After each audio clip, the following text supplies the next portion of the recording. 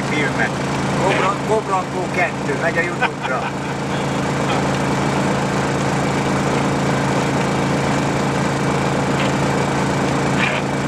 Nem biciklivel megyünk.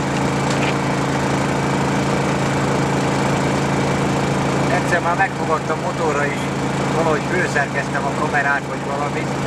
Főveszek egy pár ilyen uti akármit. Milyen jó ennek a gépnek a gépstabilizátorja. Nem is remeg a képben, nem hiába döcögünk.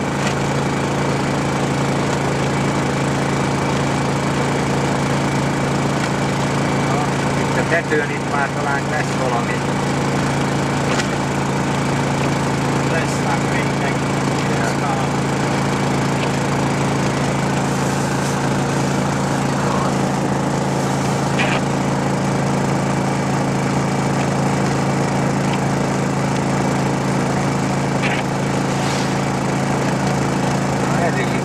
Ezek már szebbek.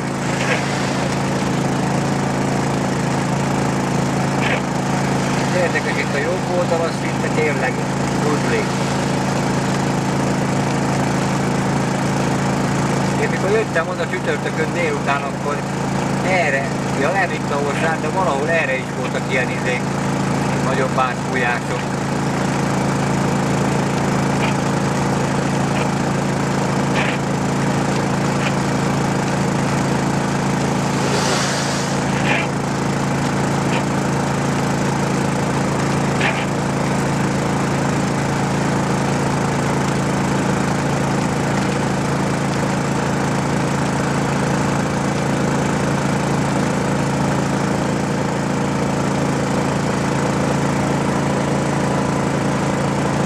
A forgalomban itt az Isten bassza meg mindig.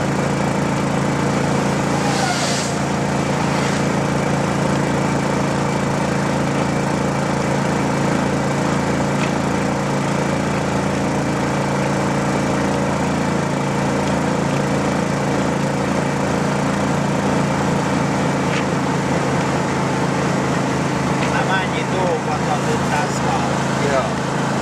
Főleg ma is, hát nem egész nap nem esik az eső, de még a formája azért megvan.